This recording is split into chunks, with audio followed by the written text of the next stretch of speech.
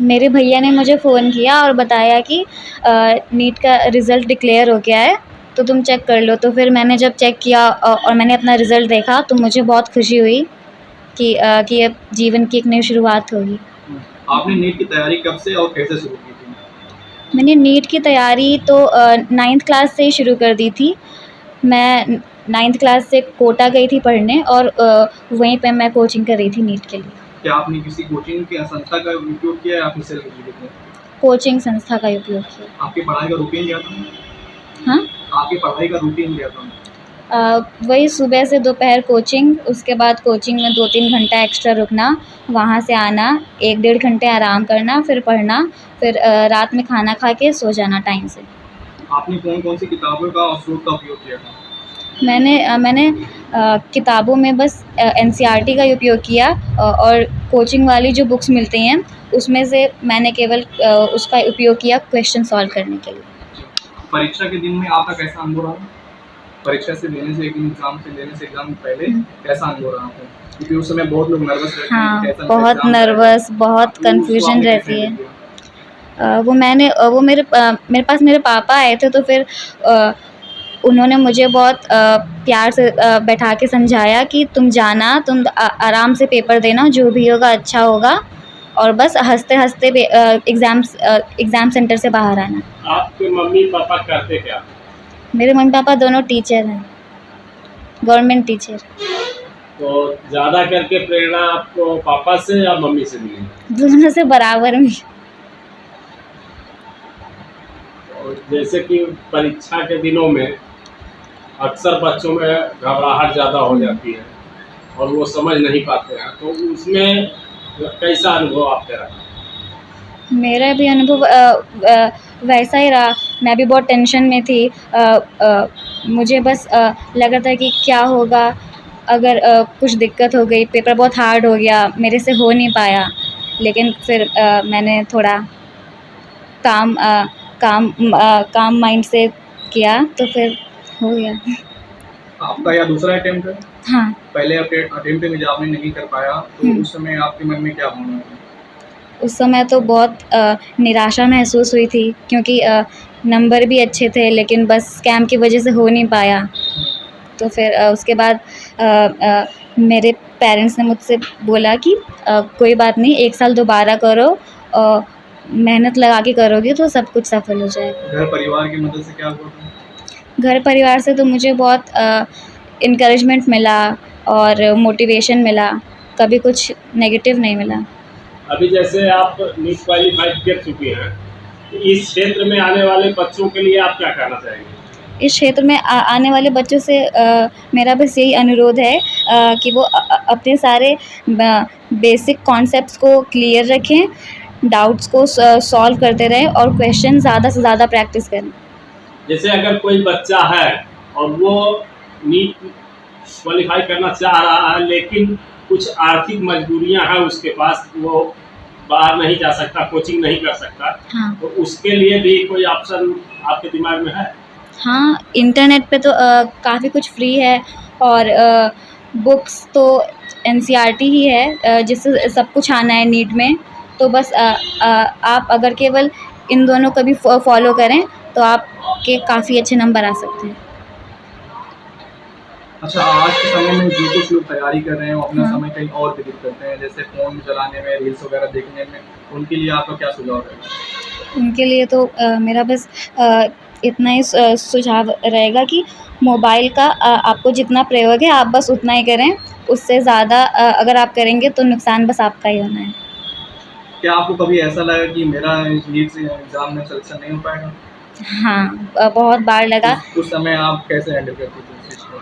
मैं वही चीज़ अपने टीचर्स को बताती थी, तो टीचर्स मुझे बैठा के अपने पास बहुत प्यार से समझाते थे कि तुम्हारे पेरेंट्स ने तुमको इतना कॉन्फिडेंस से भेजा है, तो तुम अपने लिए और अपने पेरेंट्स के लिए करो, बाकी सबको भूल जाओ।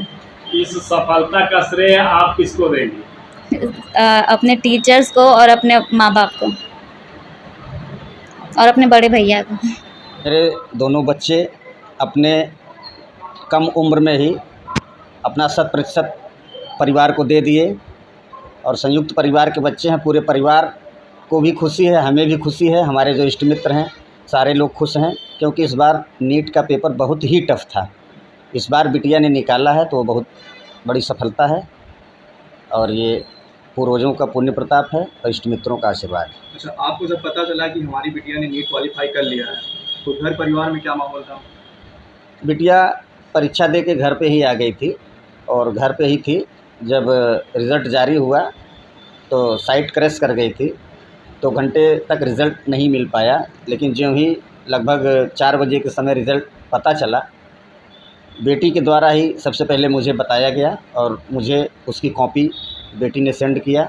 देखने के बाद अपार खुशी हुई। उस दिन एक छोटी, क्योंकि उसी दिन मेरी 28वीं वैवाहिक वर्षगांठ थी, तो मुझे डबल खुशी मिली, क्योंकि दोपहर तक मेरे इष्ट मित्रों ने और मेरे मीडिया और चैनल के मित्रों ने पूरे चैनल पर दोपहर तक मुझे वैवाहिक जीवन के 28वीं वर्षगांठ की शुभकामनाएं दिया। उसके बाद मेरी बेटी का सिलेक्शन होने के बाद मीडिया, इलेक्ट्रॉनिक मीडिया और मेरे सारे इष्ट मित्रों ने हमसे भी ज़्यादा प्रेम, स्नेह और दुलार बिटिया को दिया, क्योंकि उसने एक भारत की बड़ी परीक्षा को अपने सही समय पर दूसरे प्रयास में सफलता पा ली।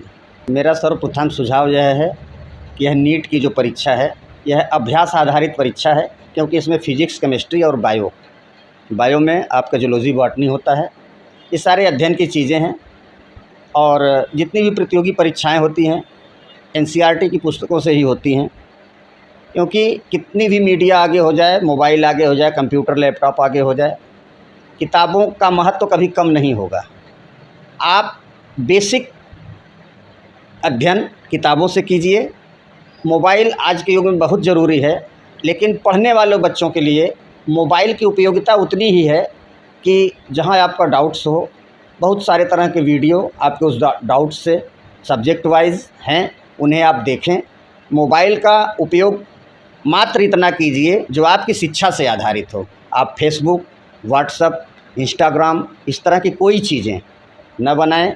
आप जब तक प्रतियोगी परीक्षाएं देते हैं फेसबुक से दूर रहें।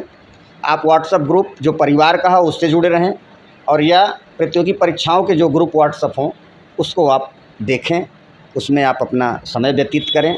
अधिक से अधिक समय अभ्यास में, सब्जेक्ट्स के और एनसीईआरटी की किताबों से जो भी समस्याएं हों उसका डाउट आप योग्य शिक्षकों से करें जो आपके डाउट्स को क्लियर कर सकें। जैसा कि आप पति पत्नी दोनों पेशे से अध्यापक हैं और आपके दोनों बच्चों ने ही बहुत कम समय में एक कीर्तिमान रचा है कि आप एक बढ़िया प्लेटफार्म पर जाके आप लोगों को खुशी दी है, इस पर आप क्या कहना चाहेंगे? यह तो देखिए एक पुरानी कहावत है कि बाढ़े पूत पिता के धर में, खेती उपजे अपने कर में। मेरे पूर्वजों का पुण्य प्रताप रहा है और बच्चों ने भी सही दिशा में अपना समय दिया है।